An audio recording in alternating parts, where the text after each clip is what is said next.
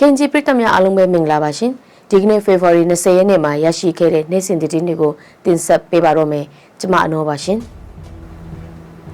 အာနာသိန်းစစ်ကောင်စီတပ်ဟာမြစ်ဆုံစီမံကိန်းကိုစတင်နိုင်ဖို့ဒီကနေ့မှလည်းလူထုတွေ့ဆုံပွဲလုပ်ခဲ့ပါတယ်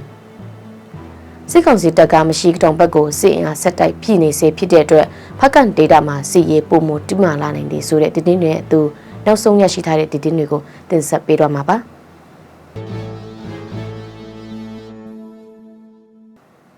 ါမြစ်ကြီးနားမြို့ရဲ့အထက်25မိုင်အကွာမှာတည်ဆောက်မဲ့မြစ်ဆုံစီမံကိန်းနဲ့ပတ်သက်ပြီးစစ်ကောင်စီတပ်နဲ့လက်အောက်ခံအစိုးရအဖွဲ့တွေဟာဒီကနေ့မှလေလူထုတွေ့ဆုံပွဲထပ်မံပြုလုပ်ခဲ့တယ်လို့ဌာနဆိုင်ရာနဲ့နှိစက်တူတွေပြောပါတယ်။ February 20 ရက်မနက်ပိုင်းမှာမြစ်ကြီးနားတက္ကသိုလ်ပွဲနင်းတပင်ခမမှာကျင်းပခဲ့တာဖြစ်ပြီးပြည်ထောင်စုဝန်ကြီးတွေစစ်ပတ်ဆိုင်ရာအရာရှိတွေကချင်ပြည်နယ်အစိုးရအဖွဲ့တွေဘာသာရေးခေါင်းဆောင်တွေလူမှုရေးအဖွဲ့အစည်းတွေအပြင်တရုတ်ယူနန်ပုံကျောင်းကကျောင်းသားကျောင်းသူတွေအပါအဝင်သူနာပြုကျောင်းအယံမိသက်ချက်ချင်းရဲ့အဖွဲ့လူမှုရေးအသင်းအဖွဲ့လုပ်ငန်းရှင်တွေကချင်မျိုးနွယ်စု6မျိုးအပါအဝင်ဌာနဆိုင်ရာဝန်ထမ်းတွေနဲ့အတူစုစုပေါင်းလူအင်အား1000နီးပါးတက်ရောက်ခဲ့တယ်လို့ဆိုပါတယ်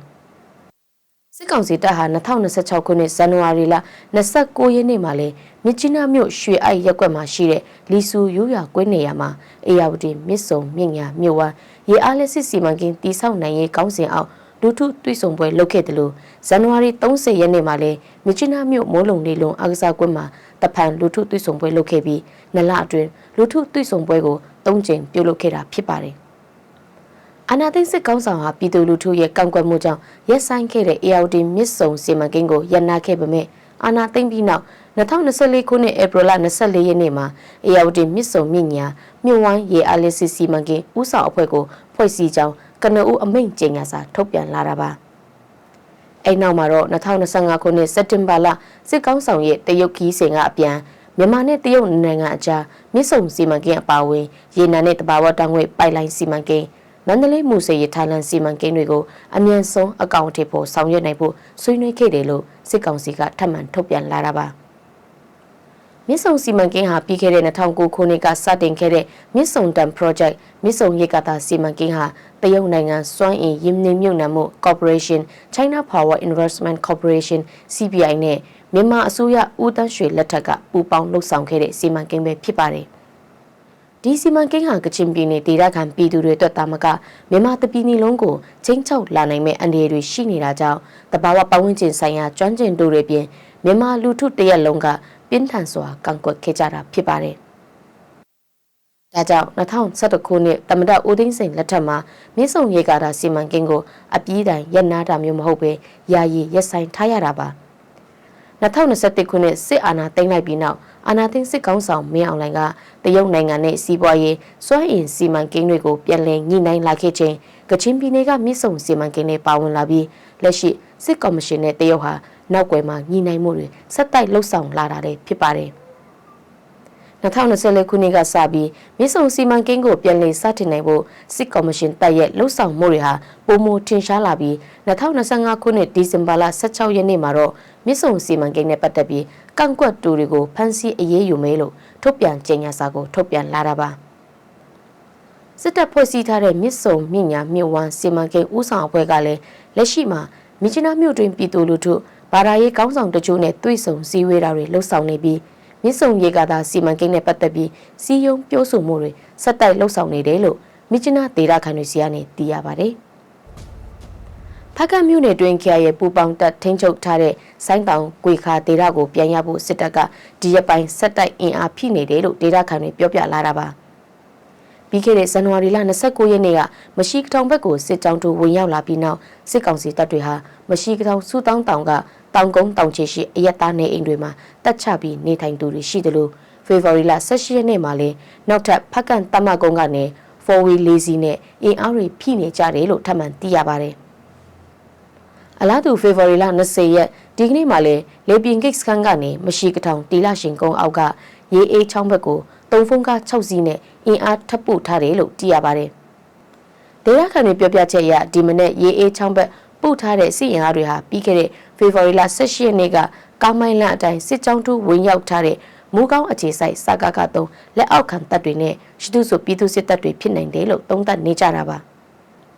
စစ်ကောင်စီတပ်ဟာမရှိကထောင်စုတောင်းတောင်ကိုထိန်းချုပ်လိုက်ပြီးနောက်လက်ရှိချိန်ထိမရှိကထောင်မှာစစ်အင်အားဖိတင်းနေပြီးမရှိကထောင်ဆိုင်းတောင်ကနေတဆင့်ဂွေခါဘက်ကိုပြန်လည်ထုစစ်ဆင်ဖို့လှုံ့ဆော်နေတာဖြစ်တယ်လို့လည်းသုံးသပ်နေကြပါတယ်။ရွှေဘိုမြစ်ချနာကလန်ပိတ်သွားတဲ့နောက်တနိုင်းမြို့မှာစီပီချက်သားတပိတ်တာ6တောင်အထိဇိမ်းနှုံးမြင့်တက်သွားတယ်လို့မြို့ခံတွေကပြောပြပါတယ်။တနိုင်းဒေသတွေအခြေခံစားတောက်ကုန်လူသုံးကုန်နဲ့အခြားလူအပ်တဲ့ကုန်စည်တွေကိုမြစ်ချနာတနိုင်းကလန်ပိုင်းကနေတဆင့်မြန်မာပြည်အောက်ပိုင်းမန္တလေးရန်ကုန်ဘက်ကတင်သွင်းတဲ့ကုန်တွေကိုပဲအဓိကအားထားနေရတာပါလက်ရှိမှာတော့မြစ်ချနာမန္တလေးဗျူဟာကားလမ်းပိုင်းရဲ့တစိတ်တစ်ပိုင်းဖြစ်တဲ့ရွှေဘိုမြစ်ချနာဗျူဟာကားလမ်းပိုင်းကိုရွှေဘိုမြို့အနီးကရွှေကိုပင်ဂိတ်မှာစစ်ကောင်စီတပ်ကပိတ်ထားပြီးရွှေကိုပင်ဂိတ်အကျော်မှာလည်းကာကွယ်ရေးတပ်တွေဘက်ကဗျူဟာလမ်းပိုင်းကိုပိတ်ထားတာတွေရှိတယ်လို့သိရပါတယ်အခုလိုရွှေဘိုမြစ်ချနာဗျူဟာကားလမ်းပိုင်းပိတ်ထားတဲ့နောက်ကွင်းလန်းကနေခက်ခက်ခဲခဲတွာလာနေရတဲ့အတွက်လက်ရှိတနိုင်းဒေတာအပါဝင်မြို့တော်မြစ်ချနာနဲ့ပူတာအိုဖက်ကန်နဲ့စားတဲ့မြို့နယ်တွေဘက်မှာအခြေခံစားတောက်ကုန်ဈေးနှုန်းတွေအဆမတန်မြင့်တက်လာတဲ့အပြင်တချို့ကုန်စည်နဲ့အခြေခံဆေးဝါးပြက်လက်မှုတွေပုံမဆိုးရွားလာနေတယ်လို့လည်းသိရပါတယ်။မြစ်ချနာရွှေဘိုဗျူဟာကားလမ်းမကြီးကိုစစ်ကောင်စီတပ်ကရွှေကိုပင်ဂိတ်ကနေပြီးခဲ့တဲ့2025ခုနှစ်ဒီဇင်ဘာ10ရက်နေ့ကတည်းကပိတ်ထားတာဖြစ်ပြီးအလားတူကာကွယ်ရေးတပ်တွေဘက်ကလည်းရွှေကိုပင်ဂိတ်နဲ့မြစ်ချနာကြားမှာဗျူဟာလမ်းမကြီးကိုပိတ်ဆို့ထားတဲ့နေရာတွေရှိကြောင်းသိရပါတယ်။မြန်မာနိုင်ငံမှာစစ်တပ်ကခရီးရန်ဘာသာဝင်အပါအဝင်အယက်သားပြည်သူအပေါ်လေကြောင်းနဲ့ပုံကျဲတိုက်ခိုက်တာတွေကိုပြင်းထန်စွာရှုံချကြောင်းကမ္ဘာအတင်းတော်များကောင်စီ WCC က February 19 ရက်နေ့မှာထုတ်ပြန်ထားပါတယ်။ World Council of Church ရဲ့ထုတ်ပြန်ကြေညာချက်မှာလက်တလုံးမြန်မာနိုင်ငံတွင်စစ်တပ်ကလေကြောင်းတိုက်ခိုက်နေတဲ့အတွက်အယက်သားပြည်သူတွေတေဆုံးတန်ရန်ရရှိသူတွေဆက်လက်မြင့်တက်နေတယ်လို့လည်းဆိုထားပါတယ်။ဒီလိုလေကြောင်းတိုက်ခိုက်မှုတွေကြောင့်ခရီးရန်ဘာသာဝင်တွေအပါအဝင်အယက်သားပြည်သူတွေဟာလူသားချင်းစာနာမှုအကူအညီလုံခြုံစွာနေထိုင်နိုင်ရေးအရေးပေါ်အကူအညီလိုအပ်နေကြောင်းလည်းဖော်ပြထားပါတယ်။ဒါအပြင် World Council of Church WCC ဟာစစ်ဘေးတင်ပြည်သူတွေနဲ့အတူတကွရက်တီကြောင်းတရားမျှတမှုနဲ့ငြိမ်းချမ်းရေးရရှိတဲ့အထိဆက်လက်ထောက်ခံအားပေးသွားမယ်လို့လည်းဆိုထားပါတယ်။